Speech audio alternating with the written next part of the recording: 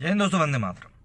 अभिव्यक्ति की आज़ादी एक ऐसा टर्म है जो कि इंसान तोड़ मरोड़ कर अपने हिसाब से अपने लिए भी यूज़ कर सकता है, ये हम सभी जानते हैं। और वैसे भी जब से हमारे देश में सोशल मीडिया ने अपने आप को फैलाया है, तब से कई सारे लोग हैं जिनको कि सोशल मीडिया एक ऐसा प्लेटफॉर्म मिल गया है जो कि अपने हिसाब से, अपने तरीके से अपनी बात को सभी के सामने रख सकते हैं। लेकिन जब सभी ने अपनी बात रखना सामने शुरू करी, तब कई लोगों को ये भी चीज़ समझ में आई कि अगर हम लोग किसी ऐसी बात को लेकर कुछ ऐसा कमेंट करें जो कि लोगों को सुनने में अच्छा लगे, भले ही वो गलत हो, मतलब समझ रहे हैं कि अगर किसी को सुनने में ये अच्छा लग रहा है कि तुम भैया ये काम कर सकते हो, मतलब चींटी को अगर मैं ये बोलूँ कि भैया तुम लठ उठा के चल सकती हो, तो उसको सुनने में अच्छा लगेगा। लेकिन क्या वो वाकई में वो काम कर सकती है? बिल्कुल नहीं। मतलब अकेले तो वो बिल्कुल नहीं कर सकती। तो इसीलिए कई लोग सिर्फ लोगों के अपीजमेंट को लेकर ऐसी बात करते हैं जो लोगों को सुनने में बहुत अच्छा लगता है। वैसी बात है कि ऐसे में कई लोगों ने अपना नाम भी बना लिया है और कई लोग कई बार ऐसी बातें बोल जाते हैं सिर्फ अपने आप को दूसरों के सामने प्रूव करने के लिए कि वो हास्यपद सी बन जाती है।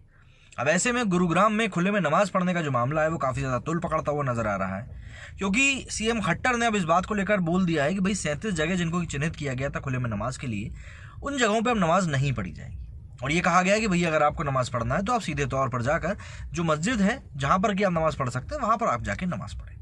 लेकिन बात वही है कि इस चीज़ ने और भी ज़्यादा तुल पकड़ लिया है, और अब ये जो तुल पकड़ा गया है तो चीज़ें हाथ से बाहर निकलती हुई भी नजर आ रही हैं और बातें बढ़ती भी जा रही हैं। रेडियो मिर्ची की आरजे साइमा ने गुरुग्राम में सार्वजनिक स्थानों और सड़कों पर नमाज की वकालत करते हुए इसे संवैधानिक अधिकार तक बता डाला है। उन्होंने संविधान के अनुच्छेद 25 की बात करते हुए कहा है कि भारत का संविधान यहाँ के हर एक नागरिक के लिए धर्म की स्वतंत्रता की गारंटी देता है। उन्होंने दावा किया कि इसके तहत हर भारतीय अपने अंतःकरण की आज़ादी का अधिकारी है। साथ ही ये भी दावा किया कि वो अपने धर्म का पालन और प्रचार प्रसार कर सकता है। साथ ही आरजे साइमा ने यह भी दावा किया कि सरकार को कोई मस्जिद बनाने के लिए नहीं बोल रहा है। ये उन्होंने दिल्ली विश्वविद्यालय में हिंदी के प्रोफेसर अपूर्वानंद के ट्वीट पर प्रतिक्रिया देते हुए कहा, जिसमें उन्होंने हरियाणा के मुख्यमंत्री मनोहर लाल खट्टर पर गुंडों की भाषा बोलने का आरोप लगाते हुए दावा किया था कि गुरुग्राम में 42 मंदिर और 18 गुरुद्वारे के लिए अनुमति दी गई है, लेकिन मस्जिद सिर्फ एक ही है। उन्होंने इस पर आपत्ति जताई कि मुस्लिमों से क्यों पूछा जा रहा है कि वो खुले में नमाज क्यों पढ़ रहे हैं। इस पर राजनीतिक विश्लेषक पीएन राय ने उन्हें जवाब देते हुए कहा कि वक्फ बोर्ड के पास पूरे शहर में काफ़ी ज़मीनें मौजूद हैं। साथ ही उन्होंने समझाया कि मंदिर और गुरुद्वारा सरकारी ज़मीन पर थोड़े ही बने हैं। उन्होंने लिखा कि आखिर किसने रोका है?